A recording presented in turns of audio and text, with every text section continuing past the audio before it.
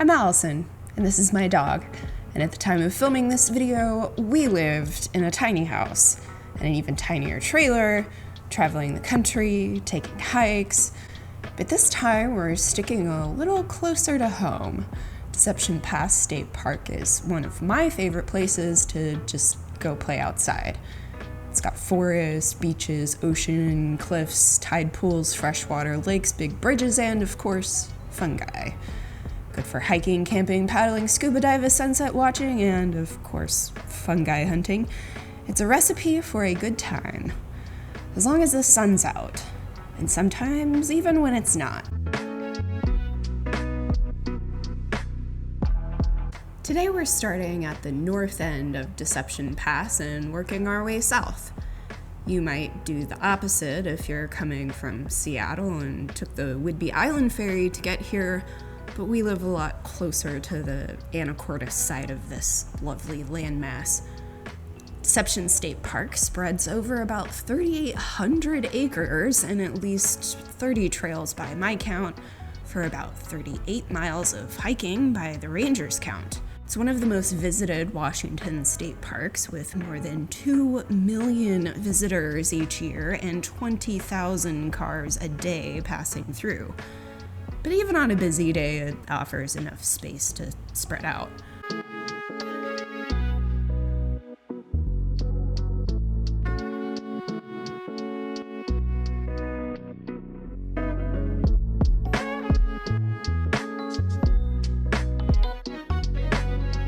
If the 1.5 mile round trip to Rosario Head doesn't tire you out, which I hope it doesn't because there's a lot more to see, you can make this about a 5-mile hike if you make your way down to Lighthouse Point.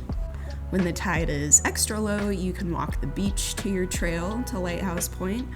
Otherwise, you'll pass by some pretty neat wetlands that often have some amphibious friends, and they're predators.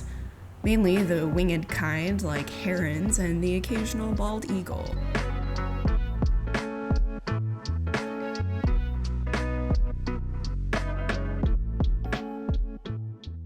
From your hike around the cliffs of Lighthouse Point, you'll catch views of the Deception Pass Bridge, which is actually 2 cantilever-style bridges looming about 180 feet above the water, with Pass Island there in between.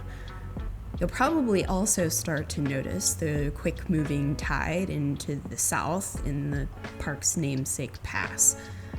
Some days the currents run more than 9 miles an hour and give even sturdy boats a run for their money. Sometimes you'll even spot a kayaker enjoying the Class 2 and 3 rapids. But today is our lucky day. There's whales out in the bay here. We just saw one and heard it come up, surface. It's probably a blue whale, it's probably a gray whale, since they're not coming totally out of the water. But we're gonna sit and watch for a bit.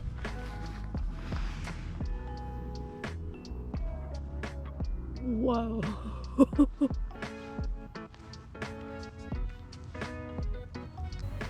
Like quite a few historic sites in Washington, President Franklin Roosevelt's New Deal has a heavy hand in Deception Pass's history as a state park. When the park was founded in 1923, it didn't really have facilities or even funding, but Roosevelt's Civilian Conservation Corps built most of its infrastructure beginning in 1935. And they did a pretty good job, since you can still see a lot of the work they did today. By the 1970s, it resembled the park with 10 islands we see today. By the way, happy 100th birthday. You look great.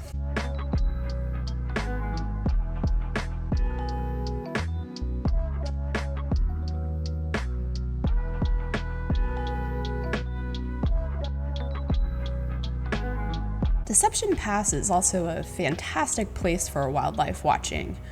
Whether you're into sea life, amphibians, birds, mammals, keep your eyes peeled and you'll spot clams, tree frogs, bullfrogs, salamanders, newt, snakes, turtles, eagles, owls, quail, pheasants, gray whales, orcas, humpback whales, porpoises, and the local seal, Elsie Mae, who occasionally causes beach closures when she gives birth.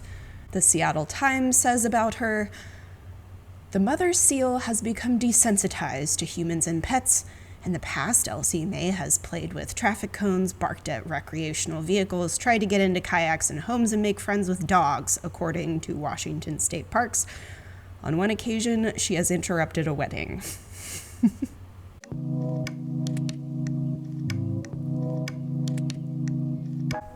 Speaking of wildlife, let's cross the bridge and head to Goose Rock. There's still more trails waiting in the middle and other end. The bridge connects Fidalgo Island and Whidbey Island. This jaunt over to Goose Rock will add another 3-ish miles? 4 miles? 3-4 miles? Who's counting?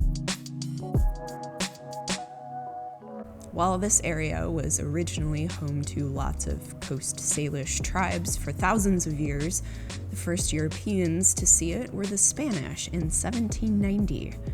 2 years later, George Vancouver, yes, that Vancouver, would name the area Deception because while on a mission led by Joseph Whidbey, yes, that Whidbey, the confusing landforms had deceived him into thinking Whidbey Island was actually a peninsula. Eventually, they'd figure that all out.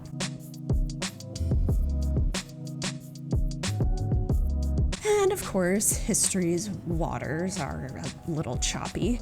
Just east of the bridge, there's an island called Ben-Hur, so named for the smuggler of humans who would later illegally transport migrant workers for local work. I'll spare you the ugly details, but the sailing wasn't always smooth and people would often be thrown overboard as customs officers would approach their boats, which is where we also get Dead Man's Bay. It wasn't until 1935 that the 1,487-foot bridge finally connected Whidbey and Fidalgo Islands, and it was kind of a steal at a cost of $420,000, or $9.5 million adjusted for inflation today.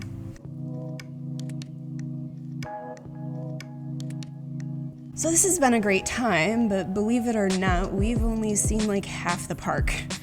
There's a whole other South End campground, beaches, and lakes left to visit, but we'll have to save that for another day. But if you're thinking of visiting, I'd suggest arriving early on the weekends or any time on the weekdays and catch a sunset if you can.